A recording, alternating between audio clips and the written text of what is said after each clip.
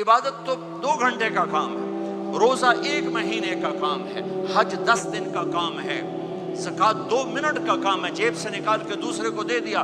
24 گھنٹے کی زندگی کا اسلام کیا ہے؟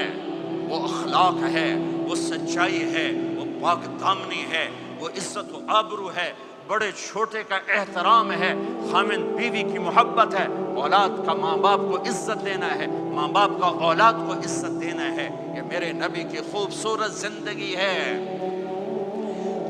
سورے جہان کے نبی اور گھر میں آتے ہیں تو حضرت عائشہ کو آٹا گوندنا نہیں آتا، میرے نبی حضرت عائشہ کو آٹا گوند کے دیتے تھے، آٹا گوند کے دیتے تھے۔ اور اماں عائشہ روٹی پکاتی تھی، جب کھانے پر بیٹھتے تھے تو آپ خود نوالے توڑ توڑ کے اماں جان کو کھلاتے تھے۔ اظہار محبت، اظہار محبت۔ ایک نوجوان کہنے لگا مولانا کوئی تعویذ دو، میری بیوی سے لڑائی رہتی ہے۔ میں نے کہا بیویاں تے تعویذ چل دے ہی کوئی نہیں۔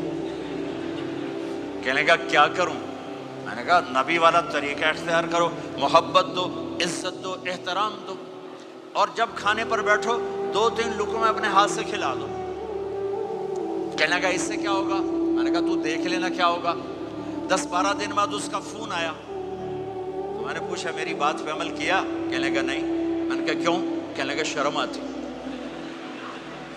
میں نے کہا کمزور کے ساتھ لڑتے ہوئے شرم نہیں آتی؟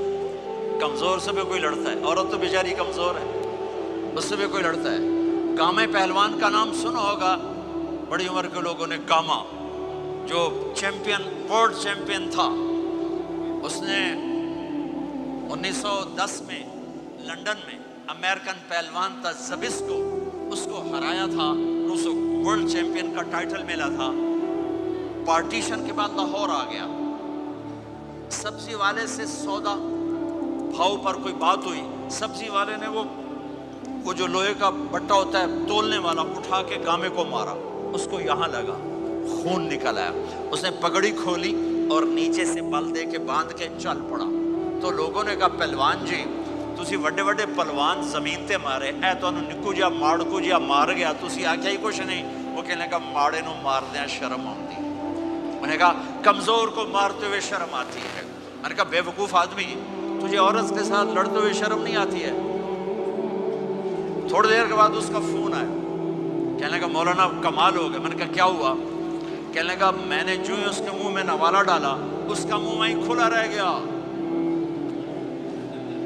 وہ کہنے لگی تمہیں کس نے یہ سبق پڑھایا؟ تو خود تو نہیں کر سکتا۔ انہوں نے کہا مجھے مولوی طارق جمیل نے پڑھایا۔